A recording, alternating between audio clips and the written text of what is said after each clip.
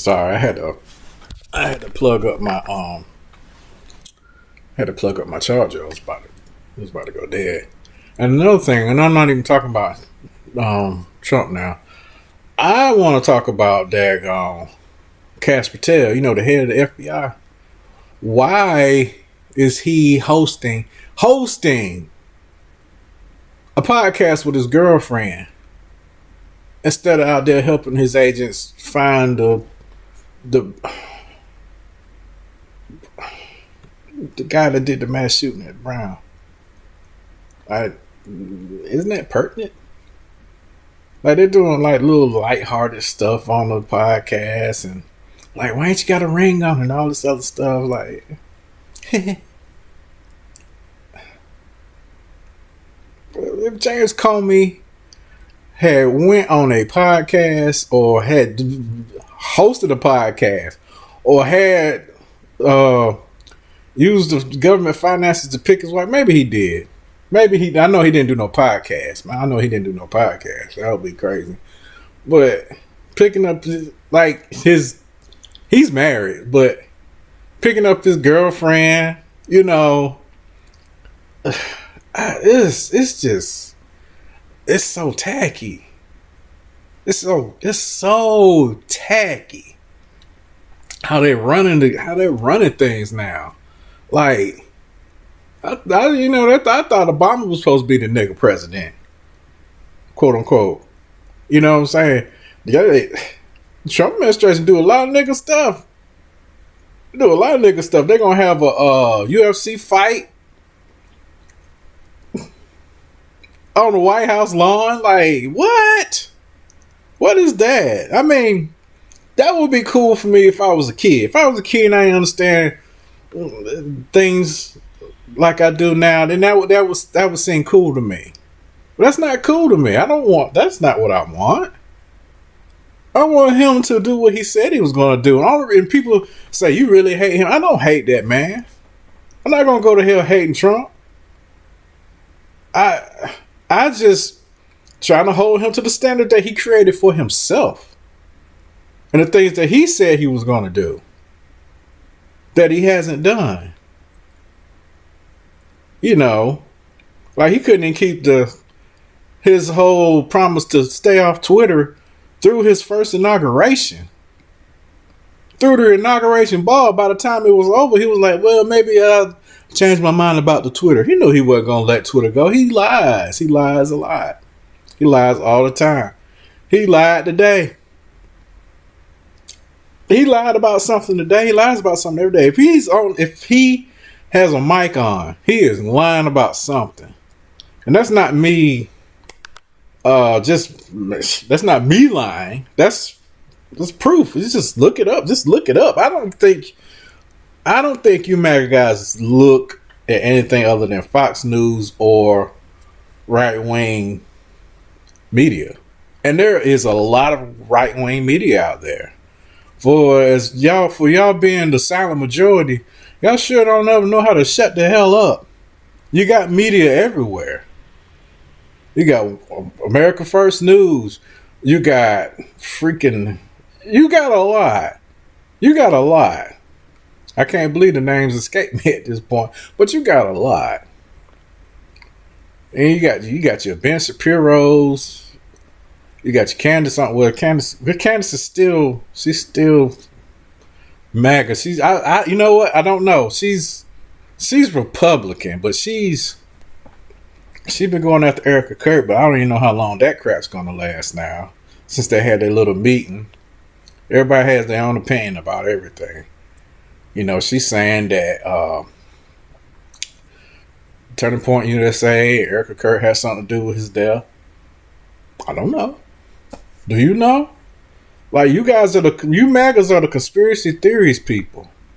Until Trump got in office, you still got your conspiracy theories about Democrats and progressives and stuff like that. But when it comes to Trump and his administration, y'all just kind of like, well, I believe and I trust my president.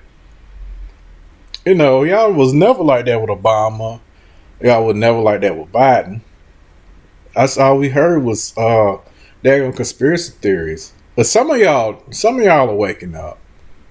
All I'm asking, all I've ever asked was people to be fair in your judgments. Be fair in your judgments of Biden. Be fair in your judgments of Obama. Be fair in your judgments of Trump.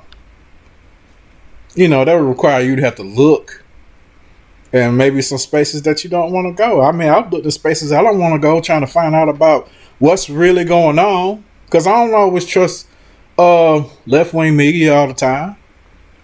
They're just doing it for clicks too. A lot of them. Some of them a lot of it. Some of it is just very disingenuous, like thumbnail crap. Like how many times I've seen somebody posting about Trump is done, Trump is finished, Trump having a meltdown. Trump is a meltdown. It's calling out that he's having a meltdown is not even a thing anymore. He is a meltdown. He is a constant meltdown. That's why he looks like he's melting. Like calling Trump yelled at somebody. Trump always yelling at somebody. It's I get tired of the disingenuous thumbnails and or they'll post like a picture of him talking to somebody, and he doesn't talk to that person at all in the video. Like it's annoying. It's annoying. Both sides do that. That's annoying. Just post. Tell the truth. Tell what you know the truth. I don't want to hear no speculation or what you gather, what you think. If you're putting certain things in a thumbnail, at some point I want to see what's in that thumbnail show up on the screen or something. Like they'll show something in this thumbnail and all you see is text. They'll show like text messages and stuff like that. People need, if you're gonna talk. I'm sorry. I get fed up with both sides. One side more than the other. Don't ever get it twisted. I think what the right is doing to this country is horrible. You can debate me on that if you want to. I'm free. I'm up for debate. We're gonna be cordial about it, or we're not gonna talk. Because I'm not coming at you calling you. I ain't called none of y'all stupid, and I try not to call y'all stupid and stuff like that, because I think a lot of people just really got disenfranchised by politics in general. And when Trump showed up, he was talking that good stuff. He was taking it to the Republicans. He wiped the floor with the Republicans when he first ran. He did. They couldn't do nothing about it. Because with them it was politics as usual, which is why he won. Because he wasn't politics as usual. But once he got in, it's still, it's different, but it's worse at the same time. And when the Dems got in, it was politics as usual. But there was balance. It wasn't just chaos all the time. As soon as this dude got in, man, planes started falling out of the sky because he fired fired a bunch of pilots and stuff because they're DEI. Another boogeyman word that they came up with. They got to have a boogeyman word to go against brown people. Started shutting down black museums, sending the artifacts back to the people. I'm surprised they didn't just set them on fire or sell them somewhere. They're talking about bringing the Confederate statues back. Like, why? Why? They shouldn't have tore the Confederate statues down. They should have just put them all in some stupid Confederate museum so people can go and see them. Because people collect Confederate memorabilia and all that kind of crap. You know what I'm saying? You don't want to disenfranchise people. That's wrong. You can't do that. They should have just put that crap in the Confederate museum, let them go and see it. Because then, they're going to, once they get in power, they're going to try to do some stuff back. It's a constant game of one-upping each other. And it's childish. It's very, very childish. And it's exhausting for the average American.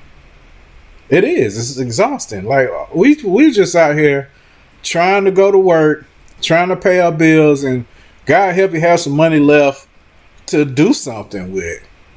To spend some time with your family, to save up when you get old. God help you if you have health problems and stuff like that. You want to make sure that you got good insurance, that you have money when you retire.